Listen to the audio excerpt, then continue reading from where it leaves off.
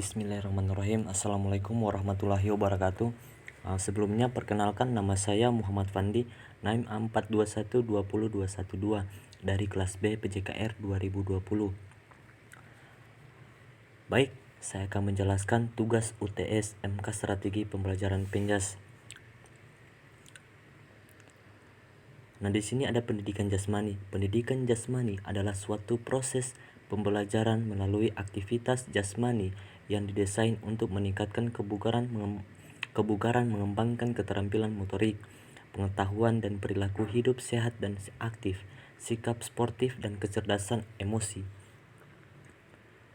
Fungsi dan tujuan pendidikan jasmani. Fungsi pendidikan jasmani terbagi menjadi 3. Yang pertama, aspek organik atau perkembangan struktur dan fungsi tubuh. Dan yang kedua, aspek kognitif atau keterampilan berpikir. Yang ketiga, aspek afektif atau keterampilan sikap mental, sosial, dan emosional. Tujuan pendidikan jasmani. Yang pertama, mengembangkan keterampilan pengolahan diri dalam upaya pengembangan dan pemeliharaan kebugaran jasmani serta pola hidup sehat melalui berbagai aktivitas jasmani olahraga. Yang kedua, memacu pertumbuhan termasuk bertambahnya tinggi badan dan berat badan secara harmonis. Ruang lingkup pendidikan jasmani dan kesehatan yaitu terbagi menjadi 6. Yang pertama, permainan dan olahraga. Yang kedua, aktivitas pengembangan sikap tubuh. Dan yang ketiga, aktivitas senam. Dan yang keempat, aktivitas gerak ritmis. Yang kelima, aktivitas air. Dan yang keenam, pendidikan luar kelas. Prinsip-prinsip dan komponen strategi pembelajaran Penjas. Ragam komponen Penjas. Komponen-komponen yang memungkinkan terjadinya proses pendidikan yaitu terbagi menjadi 7. Yang pertama, tujuan pendidikan. Dan yang kedua, peserta didik. Yang ketiga, pendidik. Yang keempat, media, sarana dan prasarana pembelajaran. Yang kelima, metode pembelajaran. Dan yang keenam, isi pendidikan. Dan yang ketujuh, lingkungan pendidikan. Fungsi dan peran guru dalam pembelajaran Penjas. Hakikat guru. Secara umum, guru dapat diartikan sebagai seorang pengajar atau pendidik profesional dengan tugas utamanya ialah mendidik, mengajar, membimbing, mengarahkan, melatih, menilai dan mengevaluasi peserta didik. Dapat disimpulkan bahwa guru adalah seorang profesional yang mempunyai peranan penting dalam dunia pendidikan untuk menjadikan peserta didik sebagai manusia seutuhnya yang sehat, rohani dan jasmani, berilmu, cerdas, berkepribadian yang baik dan bertanggung jawab. Kedudukan, hak, dan kewajiban guru. Yang pertama, kedudukan guru.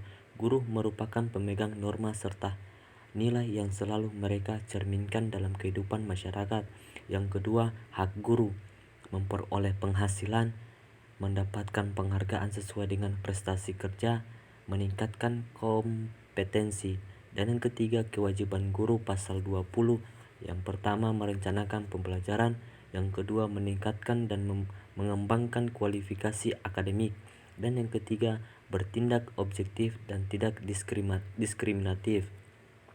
Oke, kita lanjut.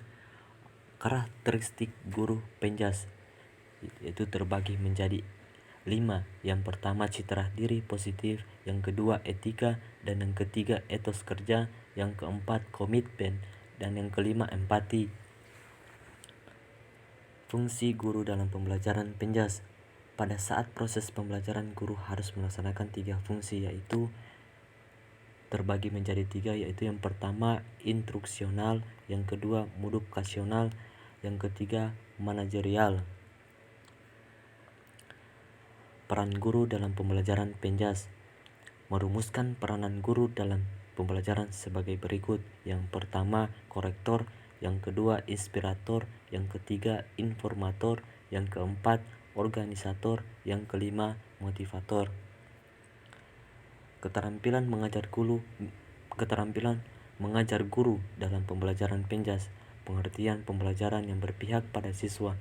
Pembelajaran yang berpihak pada siswa salah satunya dengan memberikan kesempatan untuk mengemukakan pendapat, kemudian memberi kebebasan membangun sendiri pengetahuannya, tidak selalu mengikuti keinginan gurunya.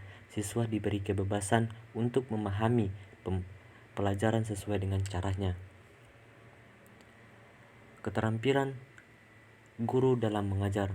Tujuan keterampilan guru dalam membuka dan menutup pembelajaran yaitu siswa lebih paham akan kegiatan pembelajaran yang akan dilakukan, meningkatkan minat siswa dalam belajar, membantu siswa untuk mengetahui pembelajaran yang urut sehingga materi mudah dipahami. Metode mengajar pendidikan jasmani. Yang pertama, pendekatan pengetahuan keterampilan. Yang kedua, pendekatan sosialisasi. Dan yang ketiga, pendekatan personalisasi. Dan yang keempat, pendekatan belajar. Dan yang kelima, pendekatan motor learning. Yang keenam, pendekatan permainan taktik. Dan yang ketujuh, spektrum gaya mengajar. Mungkin itu yang saya bisa jelaskan dari materi-materi sebelumnya. Jika ada kesalahan dalam menjelaskan tadi, mohon dimaafkan, karena kesalahan datang dari diri saya sendiri dan kebenaran datang dari Tuhan. Lebih dan kurangnya saya mohon maaf. Saya akhiri. Assalamualaikum warahmatullahi wabarakatuh.